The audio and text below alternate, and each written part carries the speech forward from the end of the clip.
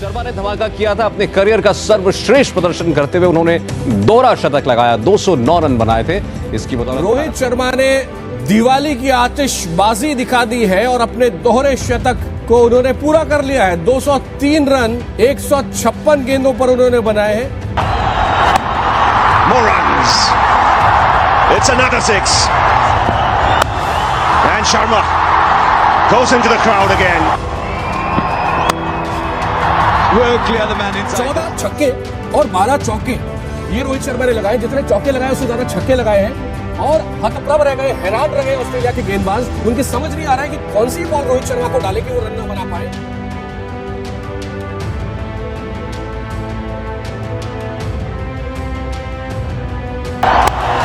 He goes inside out, and what a way to bring up 200 in one-day internationals. They call him Hitman, and he's arrived to the party. An outstanding double 100 for Rohit Sharma, the second 100 coming in just 42 balls.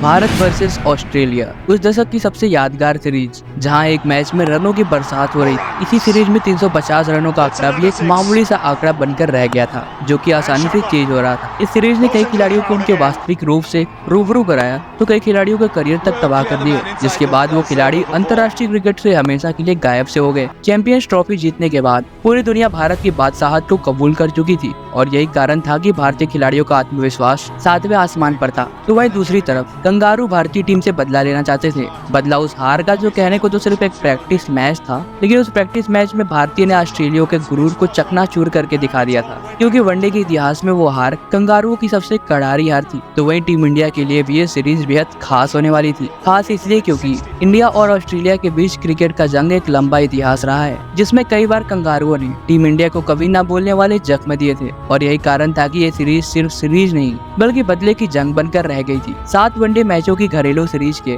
पहले 2 match तूफान की वजह से रद्द हो गए, बाकी के खेले गए 4 मुकाबले में दोनों टीमों के 2-2 मैच जीतकर 2-2 से बराबरी पर आ गई। इस सीरीज में जहां ऑस्ट्रेलिया के बल्लेबाज भारतीय गेंदबाजों पर कहर बनकर टूट रहे थे। हालांकि ऑस्ट्रेलिया के ऑलराउंडर जेम्स फॉकनर ने टीम इंडिया की दिवाली को कुछ देर तक रोकने की जरूर कोशिश की, तो वह भारतीय बल्लेबाज भी ऑस्ट्रेलिया को उसी के अंदाज में जवाब दे रहे थे। It's another 4 के लिए और ये रिकॉर्ड रोहित शर्मा का एक और दमदार छक्का जा रहा है रोहित शर्मा। और इसका जिम्मा पिछले 4 मैचों से भारतीय टीम के दिल और धड़कन यानी कि विराट कोहली और रोहित शर्मा अपने कंधों पर उठा रहे थे। जहां एक और विराट कोहली चेज मास्टर बनते जा रहे थे, तो वहीं दूसरी ओर रोहित शर्मा को क्रिकेट जगत में वो नाम नहीं दिया गया था जिस नाम से आज वो पूरी दुनिया में जाने जाते हैं। ये कहानी है रोहित शर्मा की, रोहित शर्मा से हिटमैन बनने तक की, जिस मैच ने रोहित शर्मा की तकदीर पूरी तरीके से बदल के रख दी। हिटमैन की एक ऐसी पारी जिसके बाद पूरी दुनिया उनके सामने नतमस्तक हो गई। तो नमस्कार दर्शकों, आप देख रहे हैं द क्रिकेट शो। तारीख थी 2 नवंबर 2013। मैदान बेंगलुरु का एम चिन्नास्वामी स्टेडियम।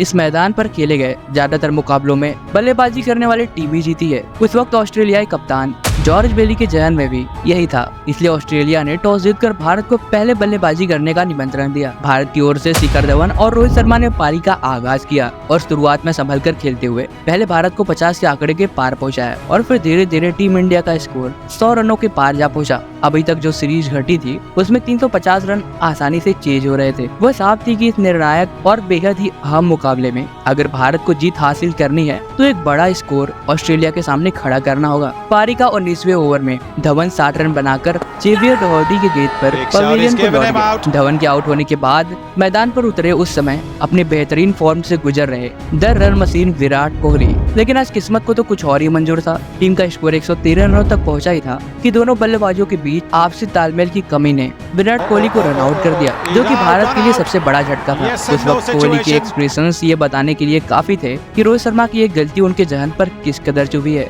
अब रोहित शर्मा मैदान पर अकेले थे और आने वाले थे बल्लेबाज सुरेश रैना और युवराज सिंह। इस सीरीज में पूरी तरीके से फ्लॉप हो रहे थे। आज भी कुछ ऐसा ही हुआ। पहले मैच 28 रनों के निजी स्कोर पर सुरेश रैना डॉहर्टी के गेंद पर LBW आउट हो गए। उसके बाद युवराज सिंह भी जेम्स फॉल्कनर की गेंद पर विकेट के पीछे ब्रेड हैंडन के हाथों कैच आउट होकर 12 रन बनाकर चलते बने। दोनों खिलाड़ियों के आउट होने के बाद मैदान पर उतरे कप्तान Mahendra Singh Dhoni. Oh, the helicopter's out. It's gone miles in the air and way back into the crowd. अभी टीम इंडिया का स्कोर 4 विकेटों के नुकसान पर 207 रन ही था, मतलब साफ था अगर यहाँ भी एक विकेट गिरा तो टीम इंडिया के लिए एक सम्मानजनक स्कोर भी बना पाना मुश्किल हो जाएगा। ये बात रोहित शर्मा भी अच्छे से जानते थे, तो अभी तक संभाल कर खेलते हुए मैदान पर टिके हुए थे, क्योंकि अब सारी जिम्मेदारी उनके और MS धोनी के कंधे पर आ चुकी थी। और यही कारण था कि रोहित शर्मा बुरी गेंदों को सम्मान दे रहे थे। एक तरफ ऑस्ट्रेलियाई खिलाड़ी के चेहरे पर मुस्कान थी, तो वहीं दूसरी तरफ रोहित शर्मा के ज़हन में उस वक्त कुछ और ही चल रहा था। आज मैदान में कुछ ऐसा होने वाला था जो कुछ ही पलों में कंगारुओं की मुस्कान को मातम में बदलने वाला था। पहले 38वें ओवर में एक सदे हुए अंदाज में रोहित शर्मा ने अपना शतक पूरा किया। Well, he goes through with the shot. Doesn't time it too well, but that's good enough for him to get to his 100. Well played, Rohit Sharma. His second in the series, and further confirmation that he's cementing his place at the top of the order. Good to see the smile from Virat Kohli. Well played. The crowd's going absolutely bozo here. They're loving this performance. और उसके बाद जो हुआ उसे कंगारुओं समेत पूरी दुनिया देखती रहेगी। शतक पूरा होने के बाद रोहित शर्मा ने कंगारुओं के गेंदबाजी की अच्छी खासी खबर लेना शुरू कर दिया। लगभग हर ओवर में छक्के चौकों की बरसात होने लगी। पूरा चिन्नास्वामी स्टेडियम रोहित रोहित के नाम से गूंजने लगा।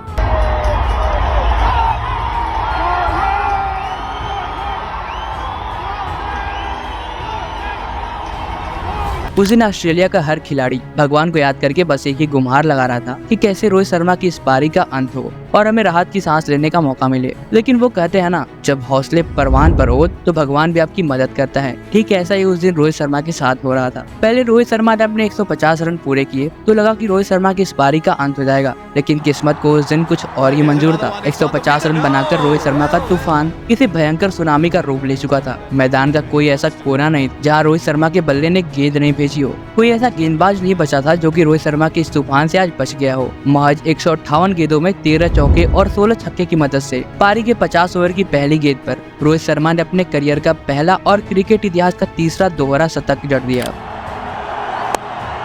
He goes inside out, and what a way to bring up 200 in one-day internationals. They call him Hitman, and he's arrived to the party.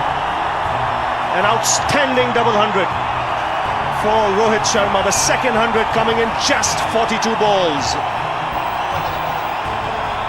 He's equal the record. हवा में लहराते रोहित का बल्ला और चेहरे पर ये मुस्कान इस बात का सबूत दे रही थी, आज उन्होंने न सिर्फ कंगारुओं का गुरूर तोड़ा है बल्कि एक इतिहास बना दिया है। एक ऐसा इतिहास जिसमें की एक ही पारी में किसी एक बल्लेबाज के द्वारा सबसे ज्यादा 16 बार गेंद को बाउंड्री के पार भेजा हो। एक ऐसा इतिहास जिसने रोहित शर्मा को रोहित शर्मा न कहकर हिटमैन बना दिया। इस मैच में रोहित शर्मा के साथ MS धोनी बल्लेबाजी कर रहे थे। उन्होंने 38 गेंदों में शानदार 61 रन बनाए, लेकिन आज धोनी की इस पारी पर लोगों का ध्यान ही नहीं था। आज सारा आकर्षण हिटमैन की 209 रनों की धुआंधार पारी ने बटोर लिया। यह रोहित शर्मा की ही पारी थी कि भारतीय टीम ने 6 विकेटों के नुकसान पर 383 रनों का पहाड़ जैसा लक्ष्य ऑस्ट्रेलिया के सामने रख दिया था। अब भारत के बल्लेबाजी का स्कोर कार्ड देख सकते हैं, जिसमें आपको रोहित शर्मा की पारी के आगे बाकी के भारतीय बल्लेबाजों की पारी पूरी तरीके से फीकी पड़ती हुई नजर आएगी। और आप यहाँ पर गेंदबाजों के स्कोर कार्ड में भी साफ देख सकते हैं कि उस दिन रोहित शर्मा की बल्लेबाजी के आगे कंगारू गेंदबाजों की क्या हालत हुई थी। टीम इंडिया की ओर से रोहित शर्मा ने सर्वाधिक 158 गेंदों में 12 चौके और 16 छक्के की मदद से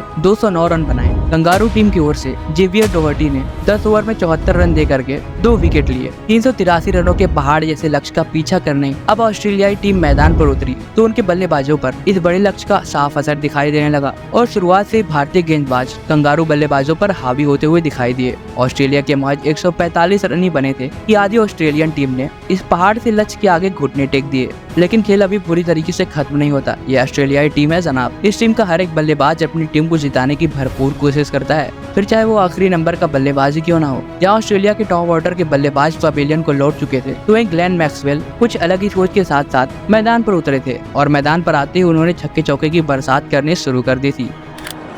Oh, that's big. Maxwell first ball puts it into the crowd. और देखते ही देखते हर एक भारतीय गेंदबाज की जमकर धुनाई स्टार्ट कर दी। विनय कुमार की गेंद पर जडेजा के हाथों में जब मैक्सवेल 22 रनों की गेंदों में तूफानी 60 रन बनाकर कैच आउट हुए He's gone big again. Has he got enough on it? There's a man underneath it. Jadeja takes the catch. तब लगा कि जल्दी ऑस्ट्रेलियाई पारी खत्म हो जाएगी, लेकिन अभी खेल में कुछ और ही होना बाकी था। मैक्सवेल के बाद शेन वाटसन और फिर जेम्स फोल्कर ने इस सोच के साथ बैटिंग कर रहे थे कि अगर हारेंगे तो पूरे जोश के साथ लड़कर हारेंगे। 22 गेंदों में ताबड़तोड़ 49 रन बनाकर शेन वाटसन जडेजा की गेंद पर आउट हुए।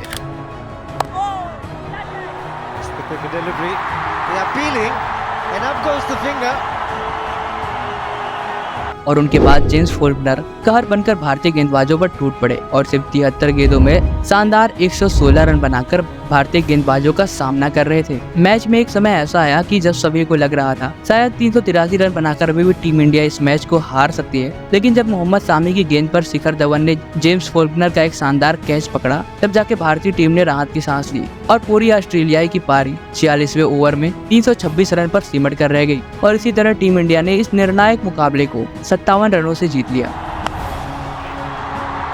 Now fielders coming underneath it. Is he there? Yes, he is. Shikhar Dhawan has finished it.